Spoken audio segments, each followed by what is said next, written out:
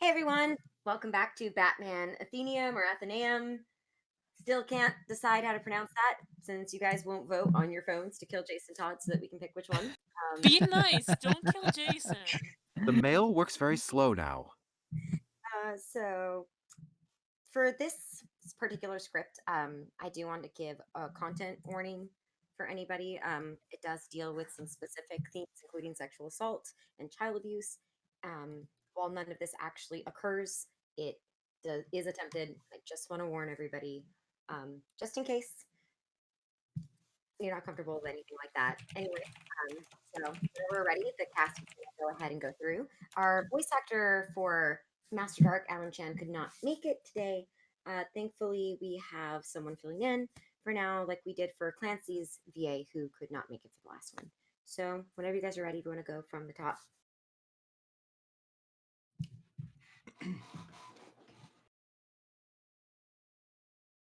Anthony. Shuddering. Yeah, it's you. Teeth chatter. I was starting. You're Shuddering. starting. Teeth chattering. Heart rate spiking. No, introduce yourself. It's the first. I'm so sorry. It's the first line of the script. I thought you meant go ahead and start that. I'm sorry, guys. I'm new. No. Yeah, my name is Anthony, and I'm clearly really good at this. We're off to a wonderful start. Oh, it is every single time. It's fine. It's a rollicking good start. Voice actor, don't learn. Oh no. But yeah, that's who I am. He's playing Master Dark. I am playing Master Doc. Hi, my name is Carl G. Brooks, and I'll be the voice of young Bruce Wayne. Hey, my name is Su-Ling Chan, and I will be voicing Sandra and probably everyone in her village. Oh, is that a spoiler? Shit. I'm Sophie Baker, and I will be voicing Ra's al Ghul. My name's John Archer, and I will be voicing both Deathstroke and David Cain, two of the worst white men in the DC universe. Hi, I'm Cloudy. I voice a couple of extras. Hi, I'm Chris Sword of Destiny Johnson, also known as the Narrator.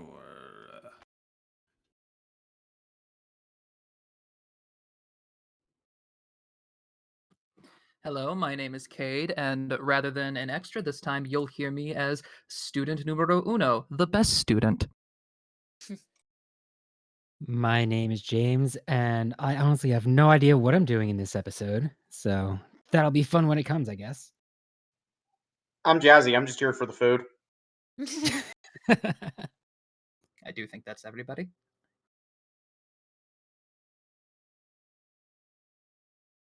Then no reason not to get started, I think.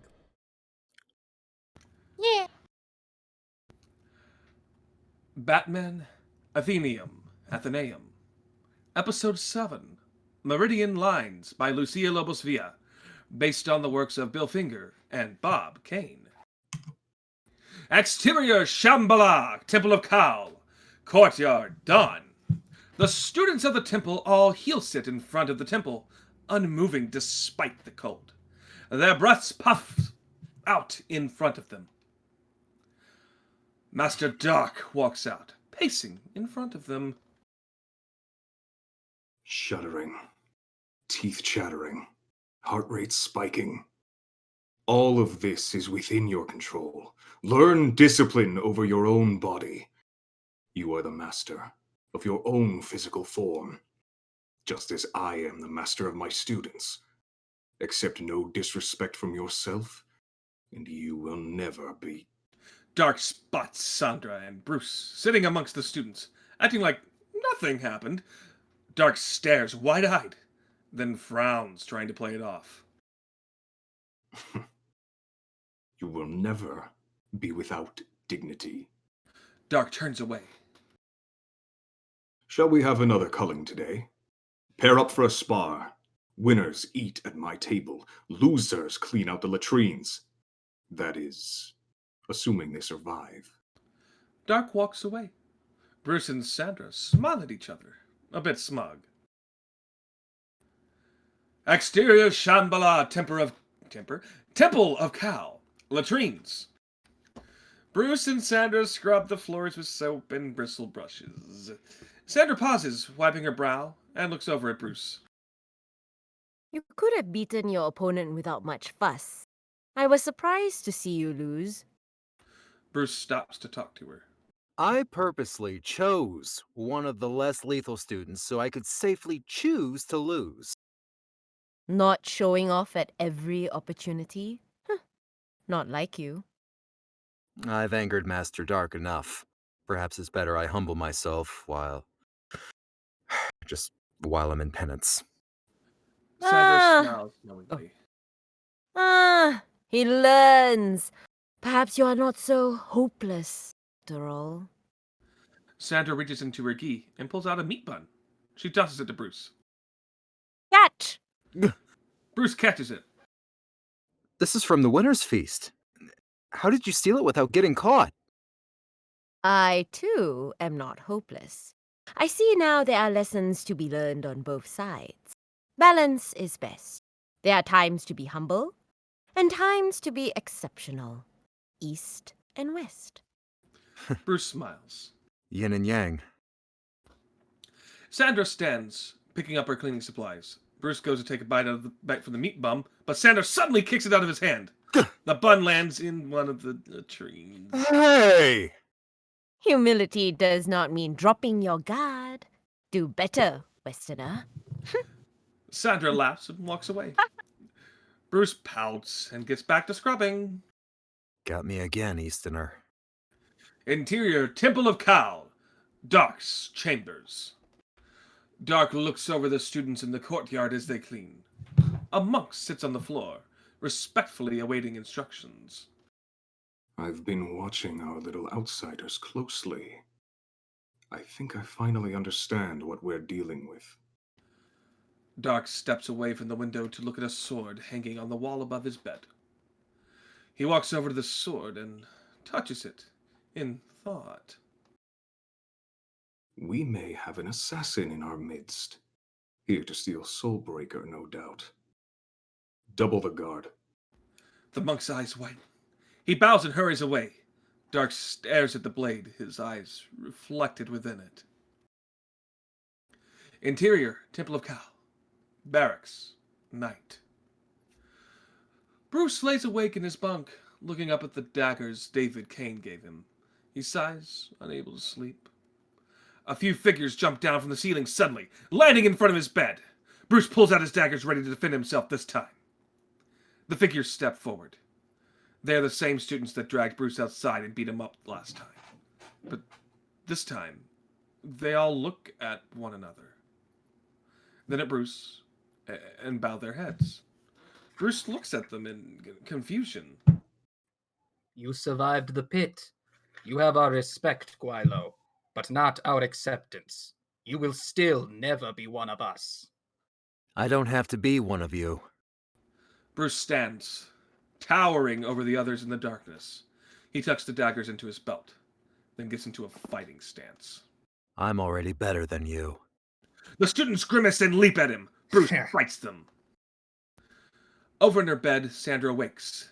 She sees the commotion and jumps out from her top bunk, rushing over to defend Bruce.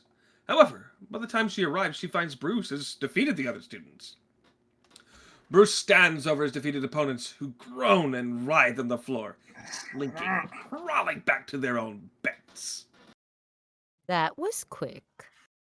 I swear, I'm usually go for a lot longer than that. He smirks at Sandra. Sandra chuckles, coming closer. Bruce blushes. Sandra? Sandra suddenly throws Bruce over her shoulder and onto the ground. Bruce's own daggers then come down and pin his sleeves to the floor. You're still seeing me as a woman, when you should see me as a warrior. Bruce struggles, trying to unpin his sleeves. You're a warrior and a woman, Sandra. Indeed. Too bad I'm surrounded only by boys. Sandra steps over Bruce and goes back to bed. Do better, Bruce.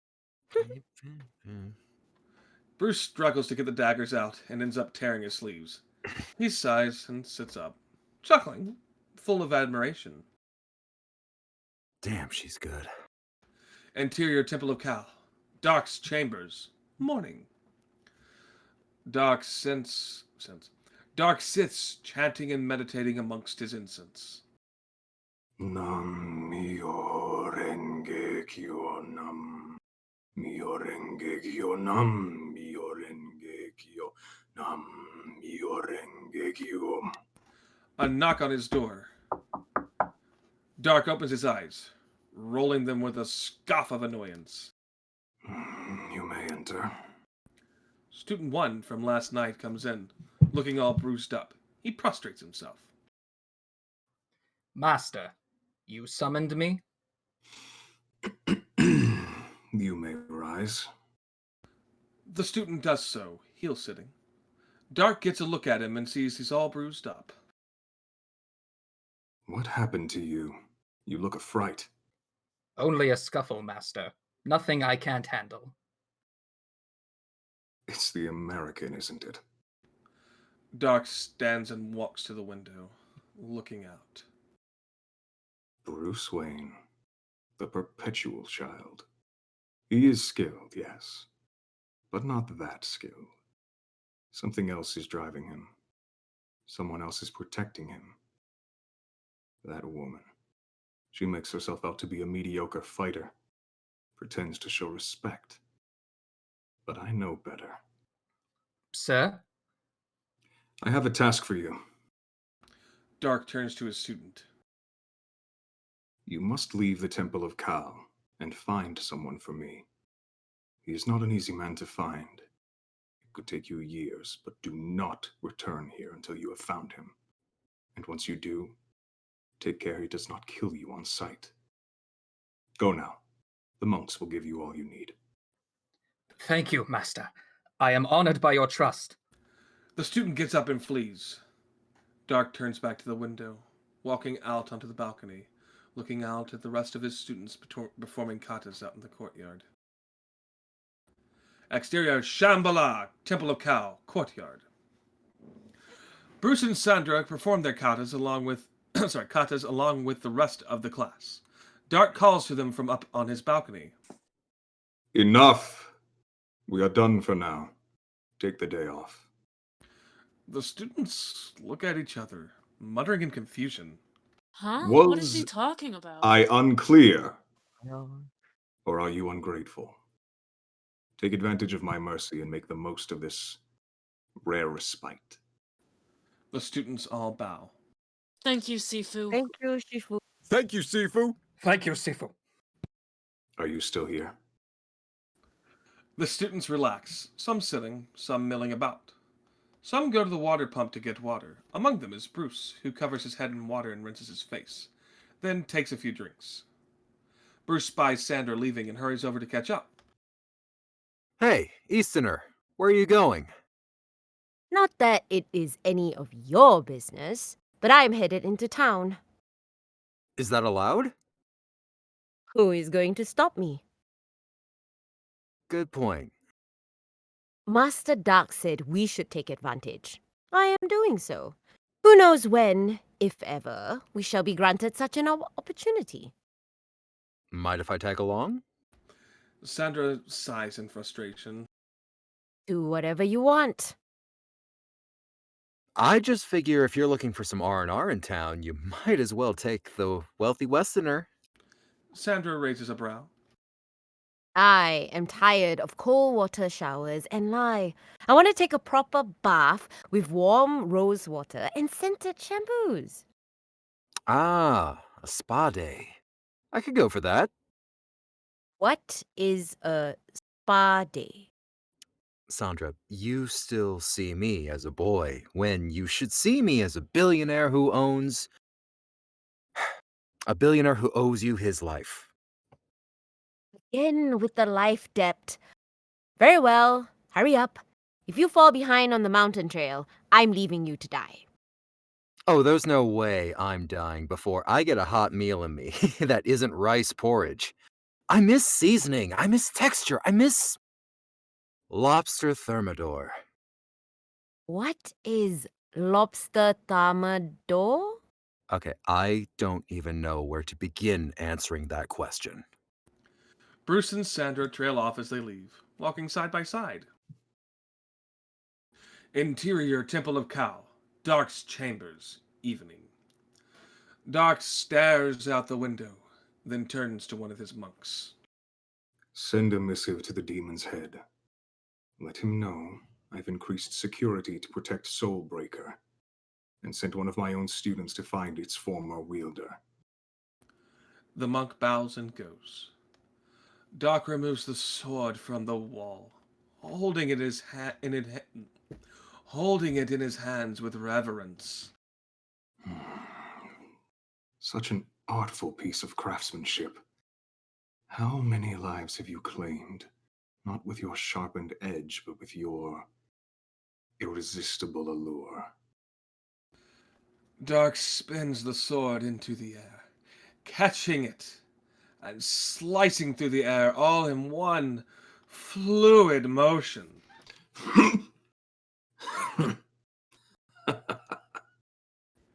Exterior, Nepal. City of Lalitpur, Patan Durbar Square. Bruce and Sandra wander into the square, looking around. The beautiful cultural architecture is a wonder to behold, juxtaposed against the glowing lights of modernity. What is this place? Are we still in Nepal? Yes, this is Patan Durbar Square. I've only ever seen pictures in books. I did not expect there to be so many lights among the historical Nua architecture. East meets west again. Eh, Sandra? You did not invent technology, Guilo. Sandra walks along. Bruce chuckles and follows. They go around looking at the street vendors. Bruce spies a building in particular. What is that?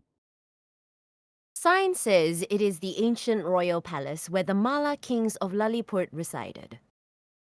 No, I mean that intoxicating smell. Bruce spots a restaurant with a vendor cooking fried dough balls, pretty, outside to attract customers. Bruce goes over, puts up his finger signaling that he wants two. 2, please. The vendor pulls the puri out of the oil, placing 3 on each foil plate, then covers them in toppings of yogurt and green onion. He then gives Bruce the 2 foil plates with his purchase as Bruce pays him. Bruce hands 1 plate to Sandra. So, what's this? I don't know. Crispy pani puri. Ah, thank you. Bruce and Sandra sit down to eat. They both let out sounds of absolute ecstasy. Oh God, this is so good. Mm. Mm. A little more than fried dough, but it tastes of heaven. Want to go inside and get an actual meal? I'll go first. She gets up and goes inside the restaurant. Bruce follows. Interior, Nepali restaurant. Bruce and Sandra sit at a table, each eating a mango lassi while they wait.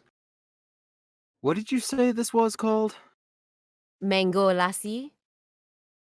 Right. Tastes like a yogurt milkshake. You are not wrong. Though I hope the meal will not dawdle. We must return before curfew. Yeah, I doubt Master Dark would let us bring outside food to go.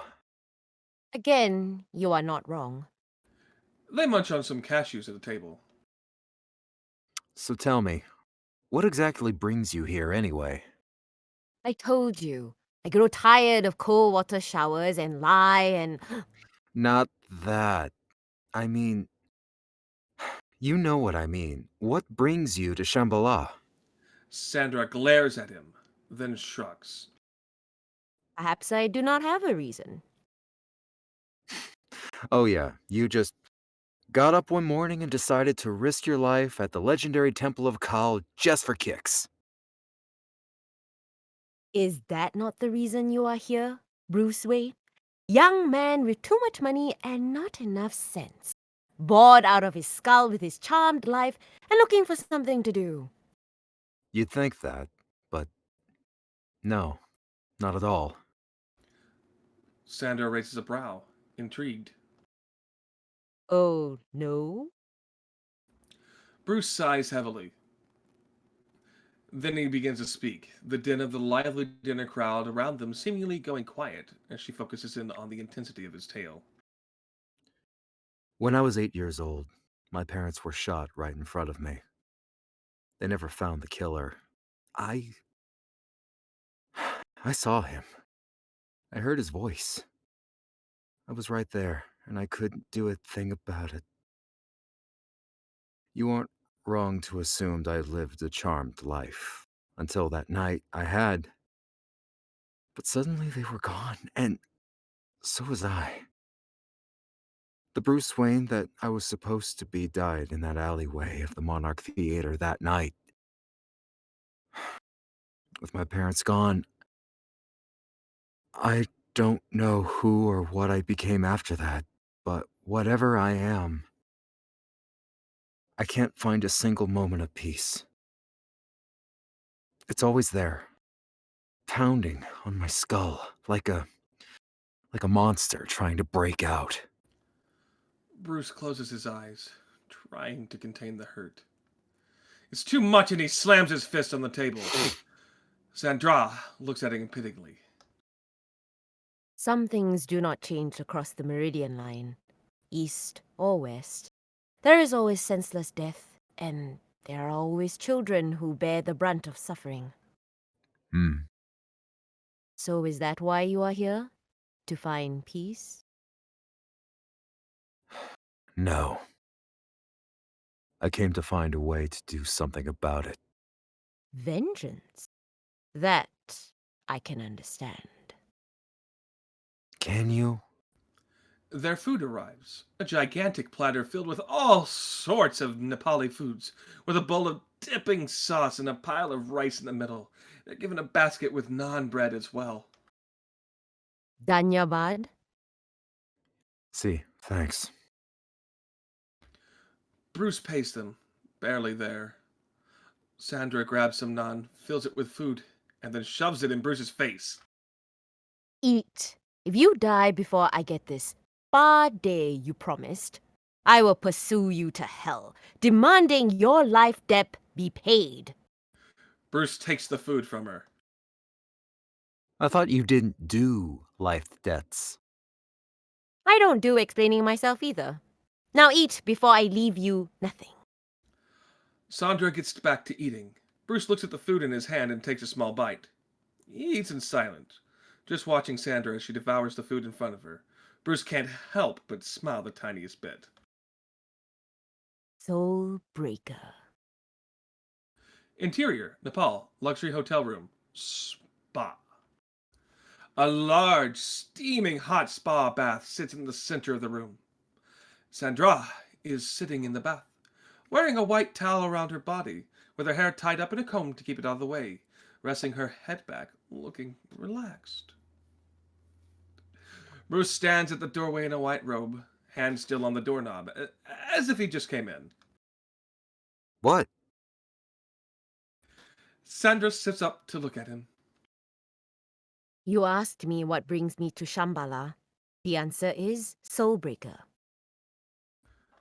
Bruce takes off his robe, wearing a towel around his waist underneath. He climbs up the couple steps to the bath and dips in, respectfully staying on the other side of the large tub. What is that? It is difficult to say. It would require lengthy explanation. We've still got some time before curfew. Sandra seems reluctant, looking away. I do not like to tell others about myself.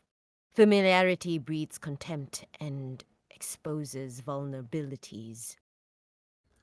Bruce grabs a bottle from the edge of the tub, opening it and giving it a sniff, then offers it to her, along with another similar bottle. Rose and coconut milk shampoo with matching conditioner. I requested them when I made the reservation.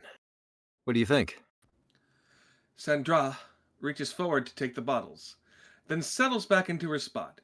She removes the comb from her hair, letting it fall loosely around her shoulders. She begins to work the shampoo into her hair, thoughtfully. I was born not one, but two. My twin sister Mei-Ling and I are from a poor rural village. So small and inconsequential, you won't find it anywhere on a map. At the time, my country was going through many cultural changes. Power seemed to switch hands every day. As a result, any traveler who arrived with a sufficient show of force could exert their authority over us. Men would come and demand our food, our family heirlooms, our coin, even our mothers and daughters to warm their bids. What could we do? There was no town for hundreds of miles we could turn to for help. It became customary in my village for small girls to be dressed as boys to protect them from being taken as wives or comfort women. Exterior. Sandra's home village, square. The past. We see Sandra and her twin sister Mei-Ling around age 9. They run around being rowdy throughout the town, climbing trees, being mischievous. One of them steals a couple sesame balls from a young man's basket. Then they cannonball into the river, having fun. So Mei-Ling and I grew up, wild and untamed, our boyish appearance affording us a freedom girls would not have been permitted. You hooligans, get out of there! People are trying to do their laundry. Sandra and May look at each other, grinning. Sorry, Elder. We meant no disrespect. Sandra and May start to climb out of the river. Well, that's better. What is the matter with young boys these days? Behaving like animals. Yeah, if we meant disrespect, we would have called you an old hag. Sandra and Mei-Ling stick their tongues out at her, then crack up. You little hellions! The old woman grabs a stick used for hanging clothes and chases after them. Get back here! Sandra and Mei-Ling run away, laughing. Oh, wow, that was the line. Okay, get back here! The twins flee into town, climbing up onto a barn roof where the old woman can't reach them. Mei-Ling reaches into her pocket and pulls out the sesame balls, handing one to Sandra. They munch on them, giggling. A young man grabs them suddenly by the back of their shirts.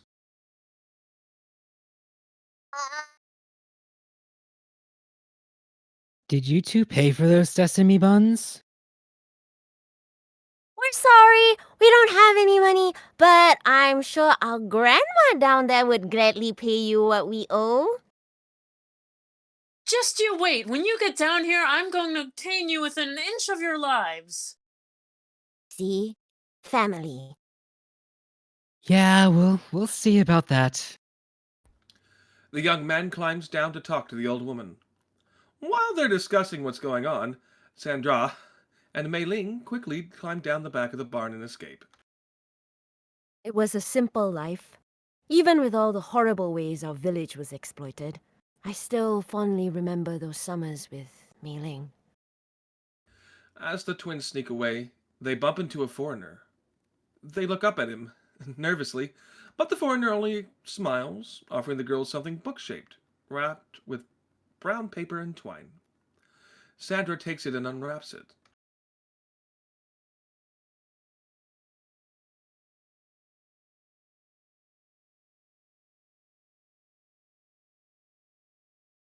Gasped, we couldn't hear it.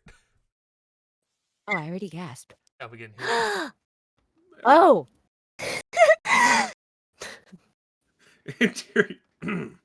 Interior. Sandra's home village, the twins' room. Sandra and Mei-Ling lie on the floor, looking at a worn old American fashion magazine, flipping through it excitedly. Most of the time, travelers brought with them grief, but on occasion they brought things from the outside as well. Oh, Western fashion magazines, music records, rag dolls from bigger neighboring villages. Mei-Ling and I loved the magazines most of all. The glamorous women within their pages seemed so alien and foreign to us, a product of another world across the Meridian line. What's your American name gonna be? I don't know. Mine's Carolyn. That's not a real name, May. Yes, it is. can't be. Sounds fake. Oh yeah? What's yours then, Zhou-chang? Child Sandra thinks about it, then responds. Sandra? Child Mei looks at her, and then bursts out laughing. Sandra? Don't laugh. You put me on the spot.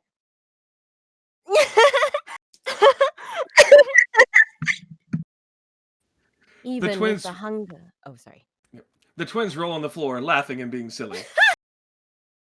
Even with the hunger we endured and the violence surrounding us, we found small ways to carve out happiness.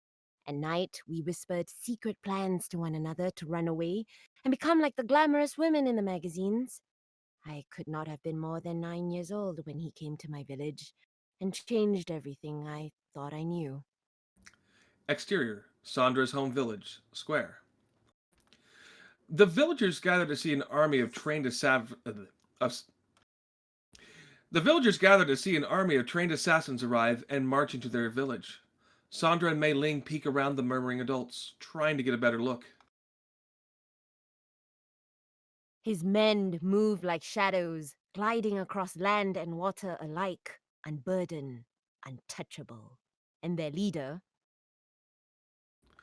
Ghul comes forward from among his men, standing before the villagers. A flick of his wrist and his army gets on their knee and bows.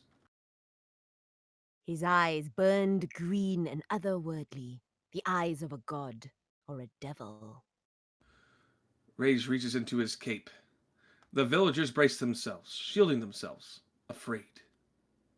But Rage only removes a peach and offers it to an elder. But despite his army of assassins and the power with which he carried himself, he asked for nothing but temporary shelter. He had not come to subjugate us. He claimed he was searching for something of great import and needed a quiet place to wait where he would not be disturbed.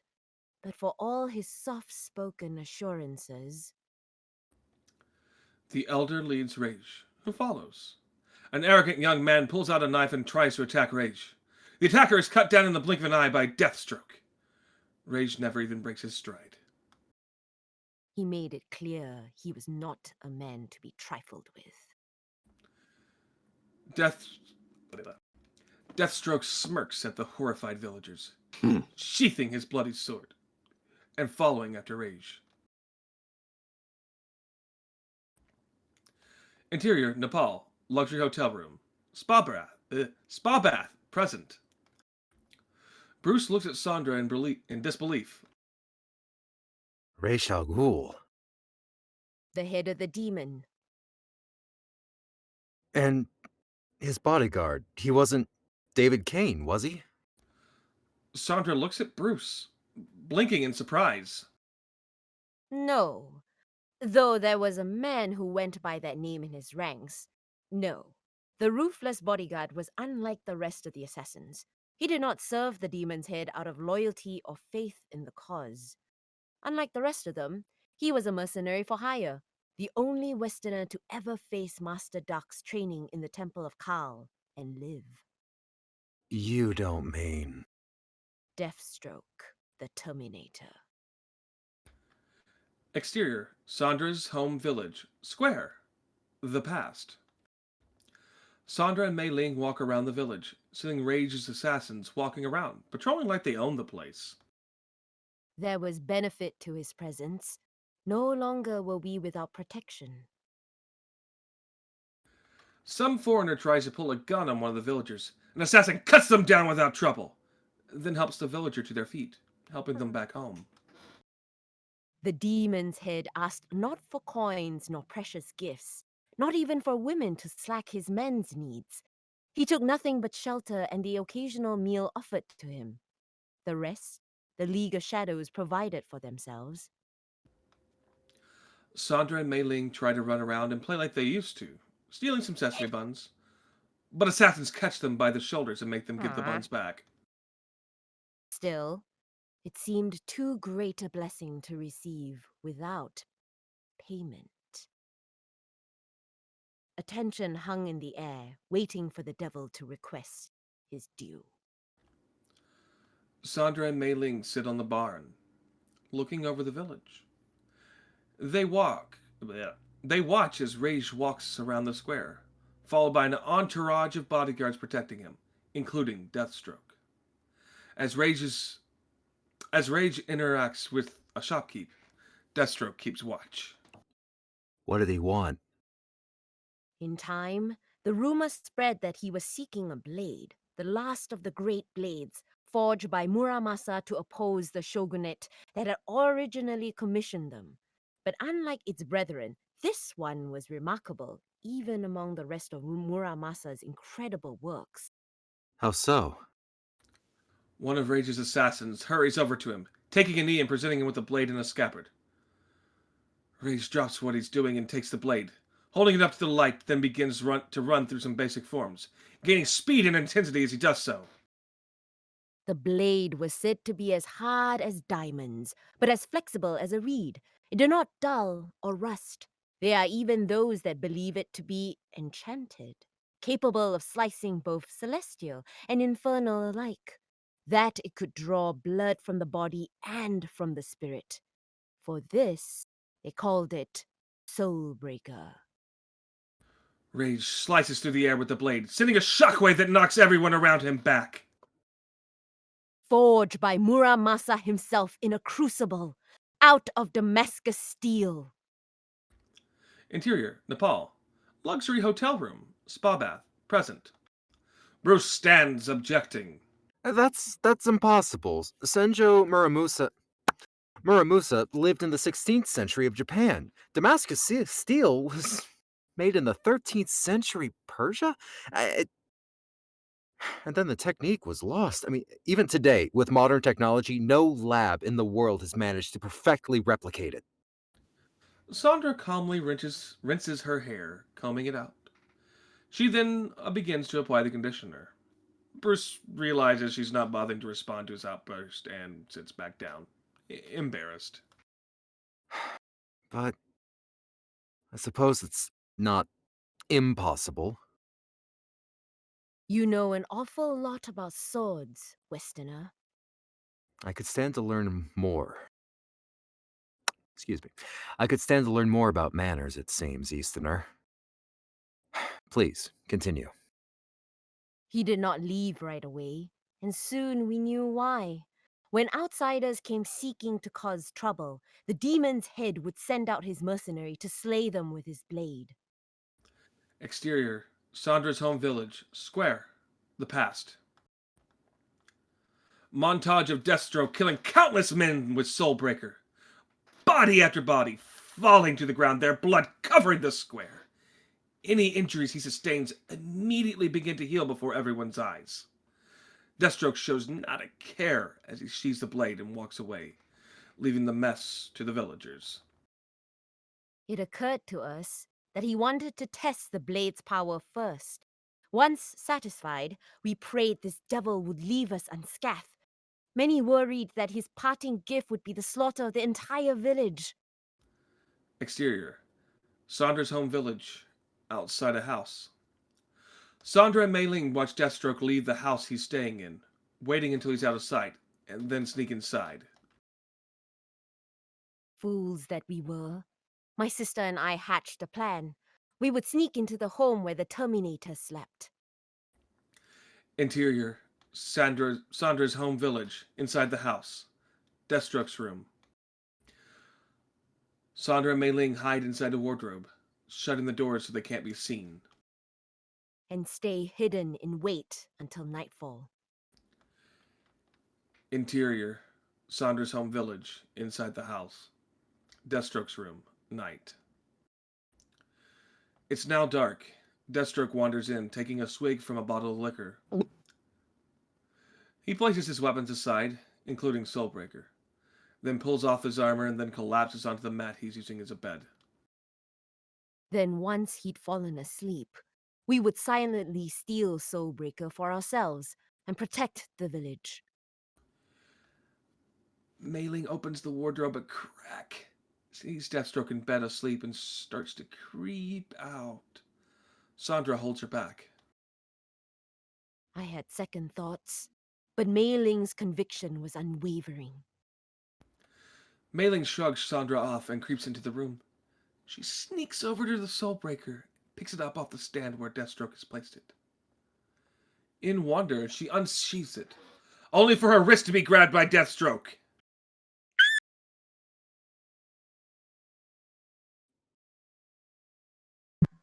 Narrator? Deathstroke pins her to the wall with the blade to her throat. But once he has her there, he realizes her shirt has come loose, revealing... He uses the butt of the blade to open the shirt further to check for certain. Oh, that changes things. Deathstroke tosses Soulbreaker on the floor and throws Mei-Ling onto the bed mat, cocking and pinning her underneath him. In the wardrobe, Sandra covers her mouth in horror and looks away. Spoiled by a childhood spent masquerading as boys, we had forgotten there are things a girl is simply not permitted.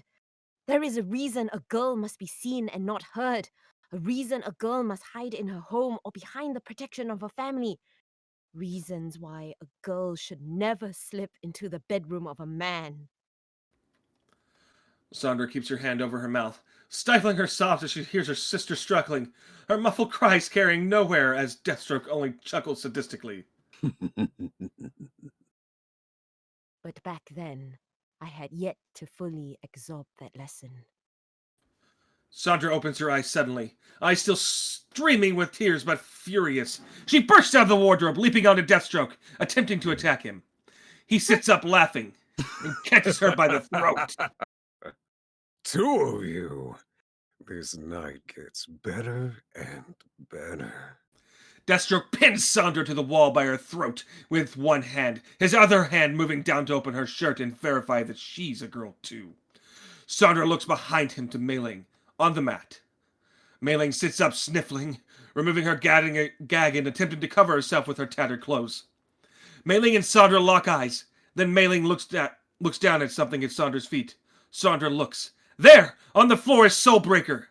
She reaches for it, but Deathstroke has her pinned too well to the wall, and her arms can't reach the ground. Deathstroke begins to rip off her shirt, chuckling. Look at you. Bonafide Chinese porcelain dolls. And a matching set. The young Oriental form is truly pleasing to the eye. He strokes her cheek. Sandra looks down at the blade.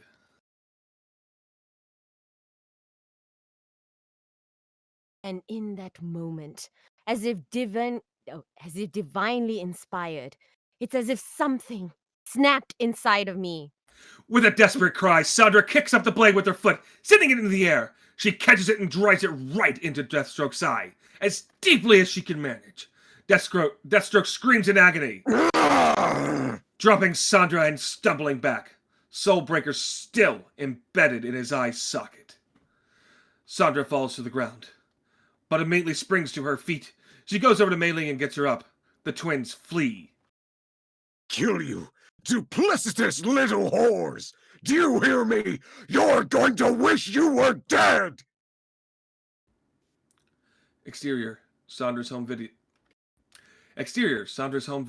Square. Sandra and Mei-Ling flee, holding their tattered clothing together as best they can.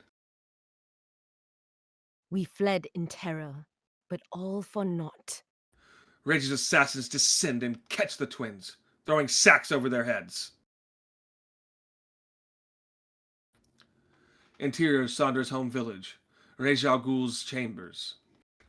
Sandra and Mei-Ling have the sacks removed from their heads. They find themselves on their knees, hands bound behind their backs in Rage's lavish chambers. He sits on an ornate chair, looking down at them. His chambers were filled with exotic luxuries, the likes of which I never could have imagined.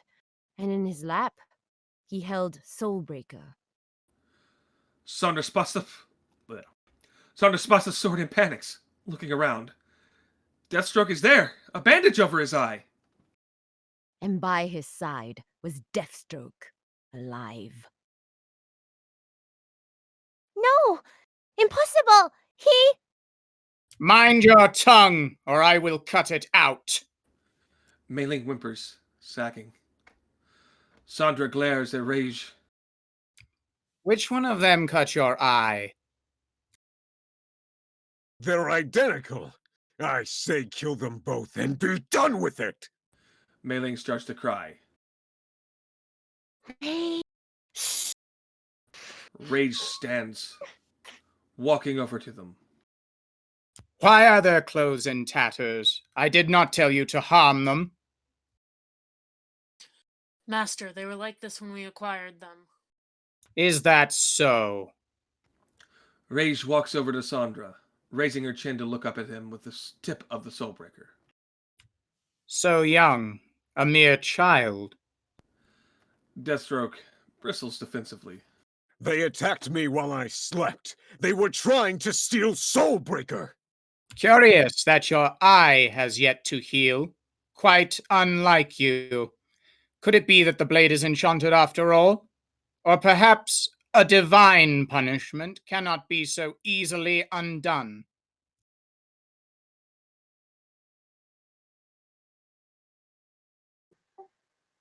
Deathstroke, if you said your line, we didn't hear it. Said it like a few times. Can you not And hear me?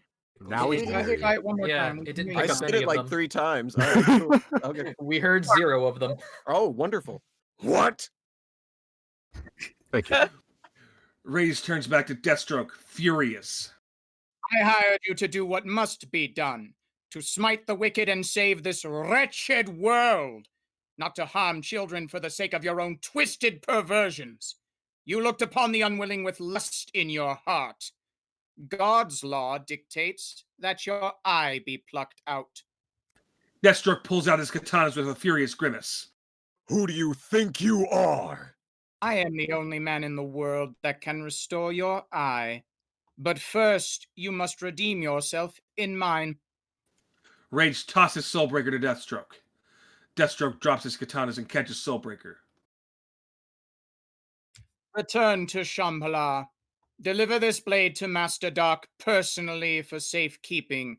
Let him know of your grievous sin that you have committed. Sifu will have me thrown in the pit. Ask yourself what I will do if you refuse. Deathstroke grimaces, but she's Soulbreaker and bows, then leaves.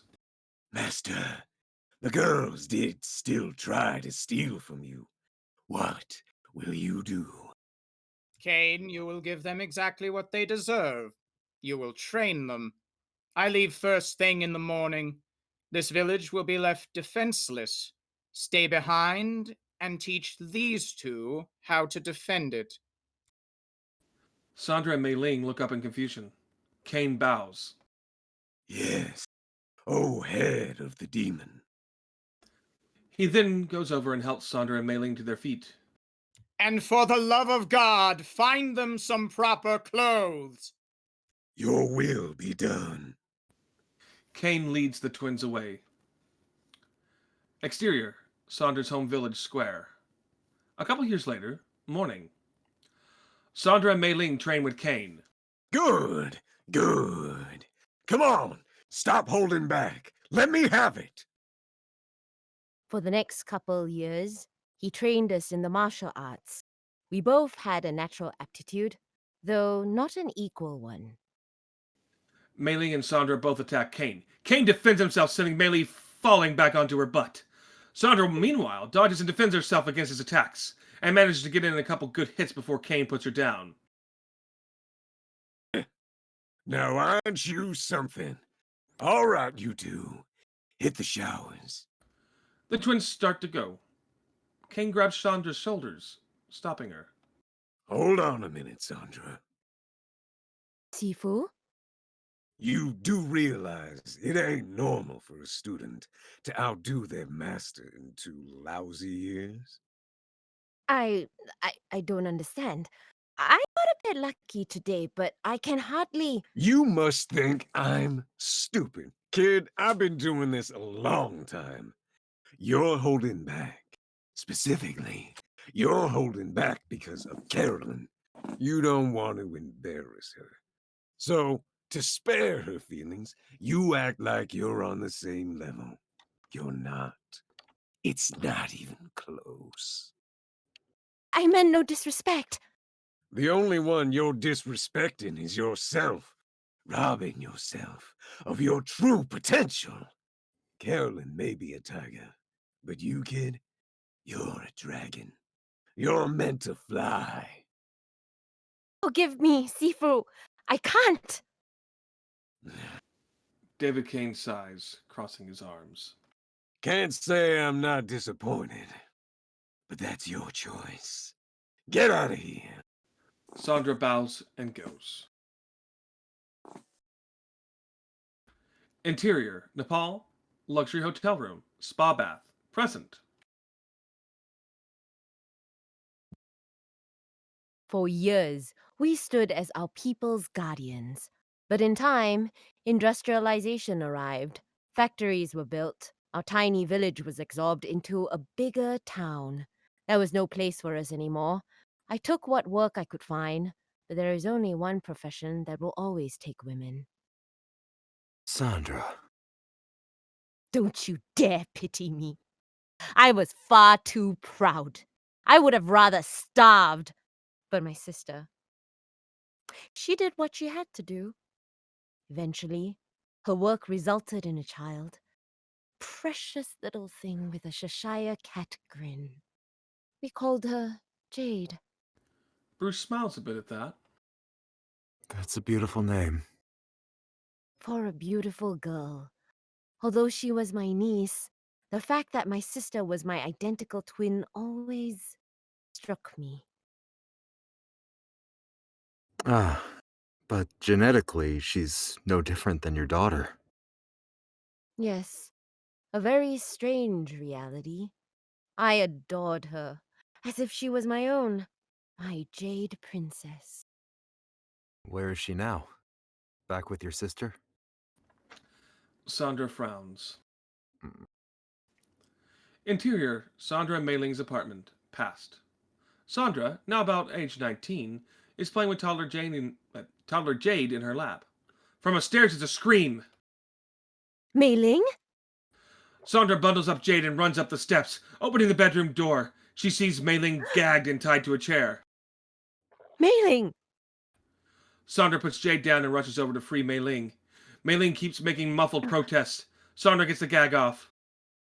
The wardrobe! Deathstroke bursts out of the wardrobe and attacks Sandra, sending her flying back with a punch to the mouth. Well, well, well. If it isn't my matching porcelain doll. I've been looking all over for you two. Sandra wipes the blood from her lips and stands, getting into the fighting stance. Stroke. What a dashing eye patch. Is that the best the demon's head was willing to do for you?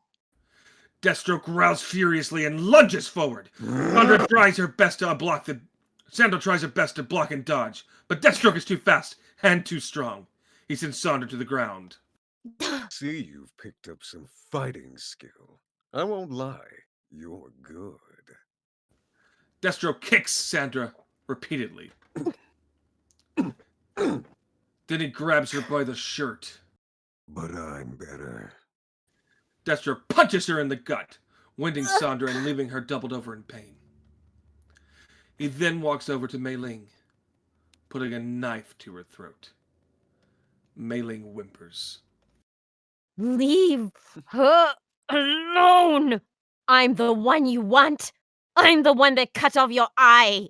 Oh, I know. I figured as much. But I told you, I'll kill one of you. The other, I'll make you wish you were dead. Don't! Please! Georgia, protect Jade. Deathstroke cuts her throat. Mei-Ling slumps over, dead. No! No! I should have learned my lesson. Sandra stands and charges Deathstroke, screaming furiously, but he dispatches her without much effort. sending her to the floor once more. The nail that sticks up gets hammered down. Deathstroke bends down, lifting Sandra up by her hair to whisper into her ear. There.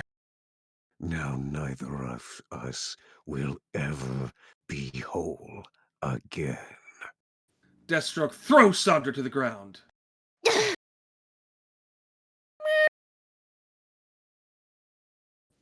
Deathstroke scoops Jade up in his arms. Oh, don't cry, little one. Where we're going, you'll have a much nicer room than this. Sandra struggles, trying to get up off the floor, but she's too battered. Don't hurt her. I beg of you. You want her? Come and get her. Deathstroke walks out. Sandra collapses entirely and passes out. Interior, Nepal. Luxury hotel room. Spa bath. Present. Sandra is hugging herself. Silent. Looking away. Bruce stares down at the water, horrified, at a loss for words. After a long silence, Bruce speaks. So you made your way to Shambhala. Sandra looks at him, eyes devastated. Took me a year to find it, and now I must survive. Not for myself. But to save Jade. Bruce stands, grabbing a dry towel and drying himself off. He then offers her a dry towel as well. Then we better get back before curfew. We have training to do. Sandra looks up at him. She stands and takes the dry towel, drying her hair. Some things do not change across the Meridian line, east or west. There may always be senseless death, but wherever it may be, there will always be those that rise to oppose it. Bruce offers her his hand. Sandra stares at it, surprised, but finally grins and takes it. The end. Yay! All That right. was awesome. That was, yeah. That was great. That was intense. This is definitely my favorite set of episodes.